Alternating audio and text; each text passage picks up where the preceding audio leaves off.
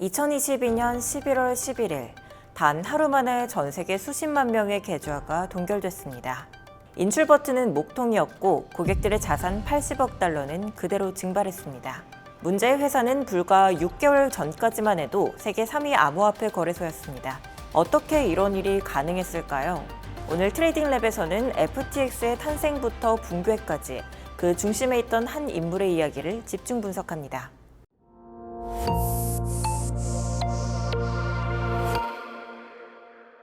본격적인 이야기에 앞서 투자를 가짜 정보가 아닌 견고한 시스템으로 만들어줄 파트너를 소개합니다. 트레이딩랩입니다. 트레이딩랩은 단순 개발을 넘어 프리미엄 비즈니스 서비스를 제공합니다. 여러분의 아이디어를 시각화하는 맞춤형 보조지표 제작은 물론 감정을 배제하고 24시간 원칙을 지키는 시스템 트레이딩 자동 매매 프로그램을 완벽히 구현해드립니다. 여기에 수익률 관리 등 다양한 거래 도구, 금융사업자를 위한 라이선스 관리 및 결제 통합 솔루션, 그리고 끊김없는 매매를 위한 고성능 호스팅까지 제공하죠. 초보부터 전문가까지 나만의 견고한 시스템을 구축하고 싶다면 지금 바로 트레이딩랩과 함께하세요. 샘 뱅크먼 프리드, 1992년생, 스탠포드 법학 대학원 교수 부부 사이에서 태어났습니다. MIT에서 물리학과 수학을 전공한 그는 이른 나이부터 효율적 이타주의라는 철학에 깊이 공명했습니다. 효율적 이타주의란 이성과 데이터를 기반으로 인류에게 가장 큰 이익을 줄 수 있는 방법을 실천하는 사상이죠. 졸업 후 그가 선택한 길은 월가의 퀀트 트레이딩 회사였습니다.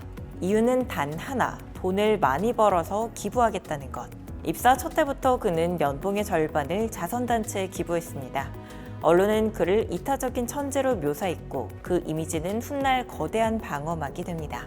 2017년 말 암호화폐 시장이 급등하던 시기, 그는 거래소마다 같은 코인의 가격이 다르다는 사실을 발견했습니다. 이른바 거래소 간 차익거래. 전통 금융시장에서는 이 격차가 매우 작고 또 순식간에 사라지지만 당시 암호화폐 시장에서는 격차가 수십 배에 달했고 오래 지속됐습니다. 그는 MIT 동기 실리콘밸리 엔지니어 출신의 동료들과 함께 자본금을 모아 알라메다 리서치를 설립합니다. 소규모 사무실에서 24시간 트레이딩을 이어가며 단기간에 수백만 달러의 수익을 기록했죠. 2019년 그는 한 단계 더 나아갑니다.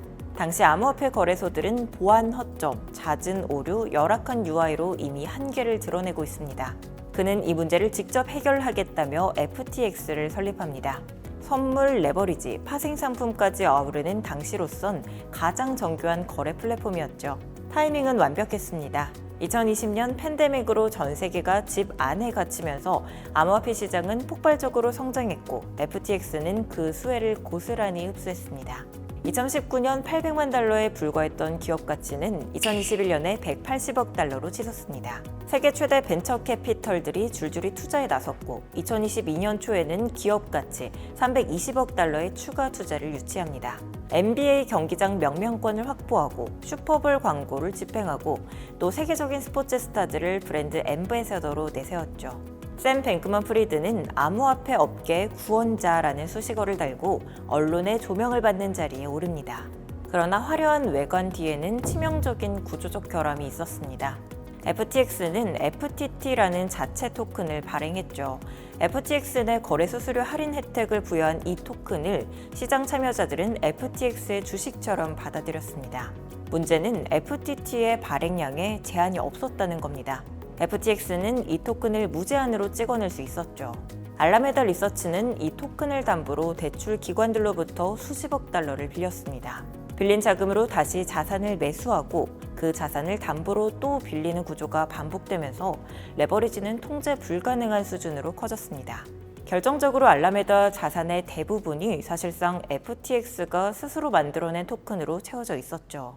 2022년 5월 국내 암호화폐 루나의 붕괴가 도화선이 됩니다. 루나 사태는 암호화폐 시장 전반을 연쇄 파산으로 몰아넣었죠. 알라메다 역시 상당한 손실을 피하지 못했고 대출 기관들의 상환 요청이 들어오기 시작합니다. 갚을 돈이 없었습니다. 이때 내부에서 내려진 결정이 FTX 역사상 가장 치명적인 선택이었습니다. FTX 고객들의 예치금을 끌어다 알라메다의 빚을 갚는다. 그리고 이 사실을 외부에 철저히 은폐했죠. 같은 해 11월 2일 암호화폐 전문 매체 코인데스크가 알라메다의 내부 재무제표를 입수해 단독 보도합니다. 핵심은 하나였습니다. 알라메다 자산 대부분이 FTT 토큰이며 FTX에 수십억 달러의 빚을 지고 있다는 것.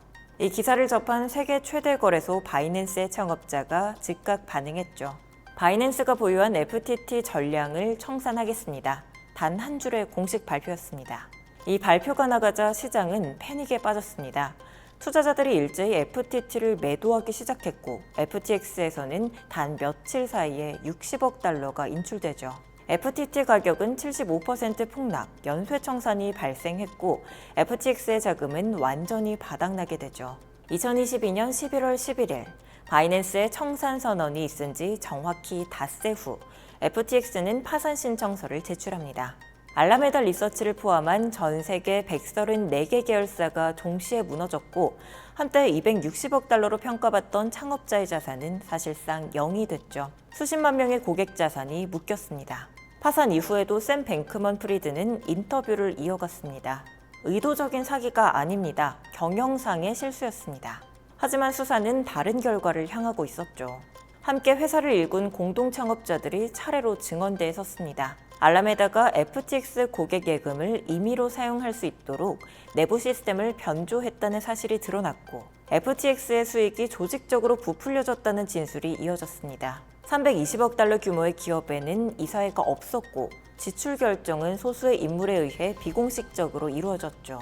2022년 12월 12일 무장경찰이 바하마의 숙소로 찾아왔고 그는 현장에서 체포됩니다. 그리고 2024년 3월 28일 법원은 사기, 공모, 자금 세탁 등의 혐의를 인정하여 샘 뱅크먼 프리드에게 징역 25년형을 선고했습니다. 트레이딩랩은 이 사건에서 세 가지를 주목합니다. 첫째, 레버리지의 역설이죠.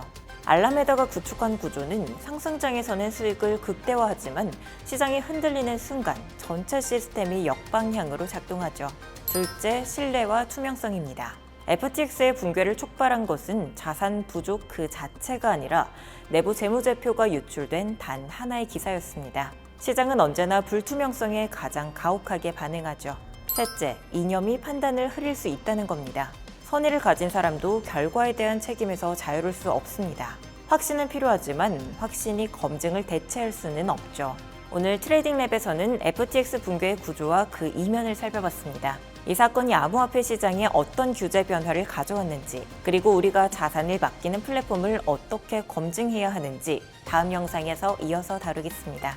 영상이 도움이 되셨다면 구독과 좋아요 부탁드리고 궁금하신 점은 댓글로 남겨주세요. 트레이딩랩이었습니다.